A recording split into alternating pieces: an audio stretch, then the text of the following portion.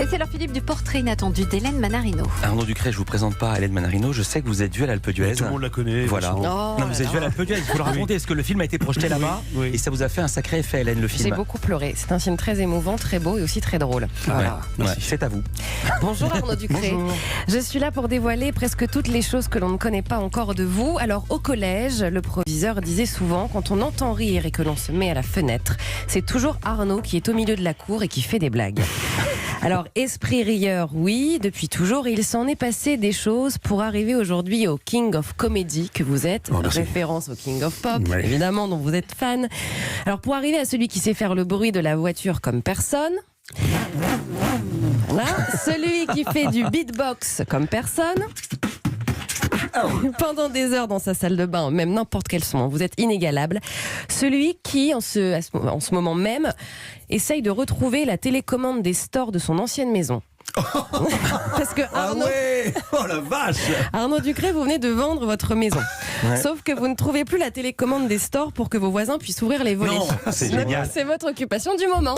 C'est incroyable parce que après, vous êtes fort. Après cette émission, je vais chercher dans mon box cette putain de télécommande. Non, attendez, les gens qui vous ont acheté à la maison, ils sont dans le noir. Ils sont dans le noir. Non, ils sont pas dans le noir. C'est qu'ils arrivent même plus à la fermer. Donc, Donc tout le monde les voit à poil. C'est un peu ça. Ouais. Celui qui, quand il va avec sa compagne aux États-Unis, laisse sa carte bleue à l'entrée d'un restaurant, comme ça se fait souvent, mais qui repart avec celle d'un autre. Ouais. Et c'était au tout début du séjour. Et celui qui ne peut pas se passer de l'autobiographie de Quincy Jones et de ce titre. Ouais. That's what I made this supposed to do. And I'll be there for you all the time. Ah là là, mortel, c'est mortel. Et qui a été prête aussi pour Michael Jackson, comme ne jamais revendre les places de son concert après sa disparition pour avoir la sensation d'y avoir été. Alors une vie de rire, mais pas que de grandes émotions, surtout que vous gérez souvent d'une main de maître. Finalement, tout part de là.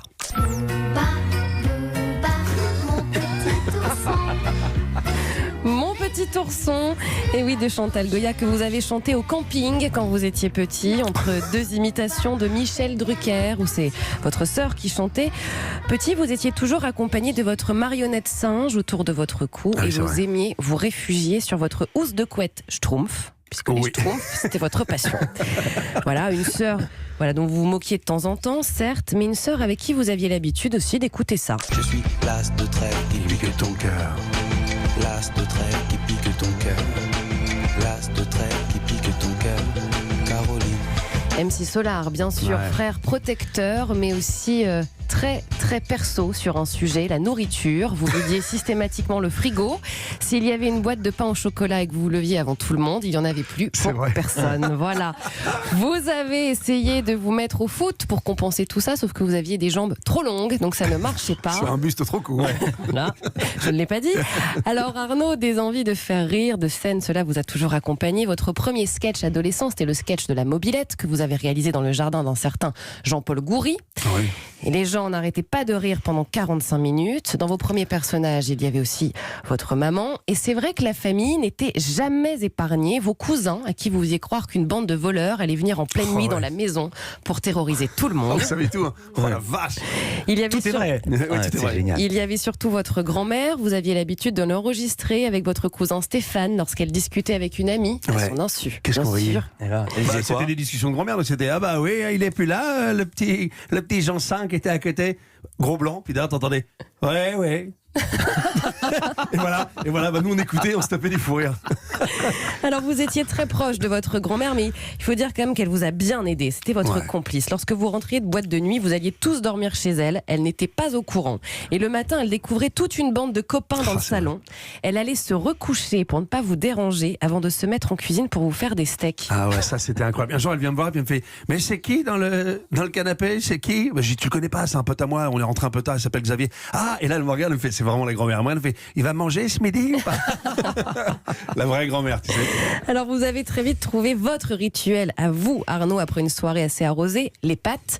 Vous en faites 3 kilos à 4h du matin, mais c'est uniquement pour vous, c'est quand vous êtes tout seul. Mais c'est Non, pas ça possible. ça existe encore, parce que j'ai ma fiancée qui me dit à chaque fois, mais il y a trop de pâtes. C'est pour la semaine maintenant, qu'est-ce qu'on va Ouais. foutre de ça? Non mais 3 kilos, c'est pas possible. Mais je faisais le paquet entier, parce que j'ai Mais toujours non, peur le qu'il y en ait paquet, pas. le paquet c'est 500 grammes. Ouais, mais je 3 kilos c'est 6 paquets. Ouais, mais je tape- Arnaud. ouais, non, mais... Ah, on est sur 3 kilos, hein. 3 kilos de Non pâtes mais pour 3 Arnaud. kilos, vous confirmez. Et ma soeur, elle me dit à chaque fois, mais t'es pas possible, hein, sérieux quoi, il y a trop là maintenant, qu'est-ce qu'on fout avec ça? Alors quand vous êtes à jeun, mais pas que, ce sont les œufs mayonnaise, Ah oui. Ah, évidemment. ça c'est régime, ça c'est bien. Ça, c'est régime. Alors, comme toute âme rieuse qui se respecte, des bêtises, vous en avez faites, ce qui vous a valu une semaine de nettoyage au lycée. Et les femmes de service étaient ravies car vous les faisiez rire à Ouais, c'est l'époque. vrai. Elles ne voulaient pas vous laisser partir. Mais partir, vous l'avez fait, Arnaud Ducré, pour vivre votre rêve. Alors, au début, des plans galères, dormir chez un copain, squatter le studio d'enregistrement d'un copain avec Ah votre ouais. sœur, Ah oui. dormir sur un matelas gonflable, prendre des douches dans des bureaux, traverser Paris avec votre scooter rouge pour continuer à faire Et- rire le monde. Je crois qu'on va te croire, je crois qu'il y a des gens qui prennent des douches dans les bureaux. Mais ouais, Il y a parce que des j'avais bureaux plus avec des douches. d'appartement. Arnaud Ducré, merci de confirmer ce Non, que mais je viens j'avais de plus dire. d'appart, j'étais dans un hangar, Voilà. et il y avait dans un hangar où il n'y avait même pas de chauffage, et on dormait avec ma soeur, j'avais pris un week-end et j'allais effectivement me doucher, et on traversait des bureaux pour se doucher. Ah, voilà. Ouais, voilà quoi. Donc, on en était au Parce scooter qu'ici, il n'y a rouge. pas de douche. hein. Non. Vous réalisez en tant qu'artiste, oui. Frère protecteur, oui. Fils présent, oui. Compagnon fidèle, oui. Mais Arnaud Ducré, il y a aussi eu un grand moment dans votre vie et on ne rigole pas avec ça. C'est vous réaliser en tant que papa. Votre fils, devenu aujourd'hui votre meilleur ami, avec qui vous reprenez toutes les scènes des bronzés fonds du ski, et notamment celle-ci. Mais qu'est-ce que c'est que ça? C'est un copain. On l'appelle les copains comme cochon. Mais pourquoi vous êtes venu ici? Je ne suis pas vétérinaire. Essayez de comprendre ça, monsieur Guillain. Docteur, il fait de l'anémie. Il ne mange pas. Mais bouffez-le. Moi, je sais pas quoi vous dire. Moi, bouffez-le. Bouffez-le. Et oui, la scène du cochon. Ah ouais. Alors avec votre fils complice plus que jamais, toujours avec cette peur de ne pas être à la hauteur dans tout ce que vous faites, un petit garçon qui vous permet de garder les pieds sur terre en lui promettant, Arnaud, le meilleur monde possible.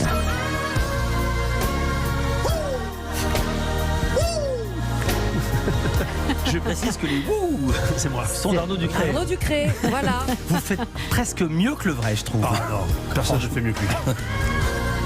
Ça vous a plu? Vous êtes reconnu? Ah oui, bah ouais, totalement, ouais. Mais c'est un vrai kiff de pouvoir vivre avec mon fils là. Bon, écoute, c'était l'image était, le tableau était formidable. J'étais au ski et il passait les bronzés, donc on s'est allongés tous les deux dans le canapé et puis on était que tous les deux en vacances et on a regardé. Et alors là, quand tu vois, toi, tu arrives tellement et que tu vois ton enfant se marrer comme une baleine devant ça, et donc effectivement, il me fait, papa, attends, je te fais la scène, il refait toutes les scènes. Ouais, 1h30 de scène dans le salon. J'ai dit bon, on va se coucher. Vous restez avec nous ou pas? Bien sûr, avec grand plaisir. Parce qu'on a des pâtes et des steaks qui arrivent.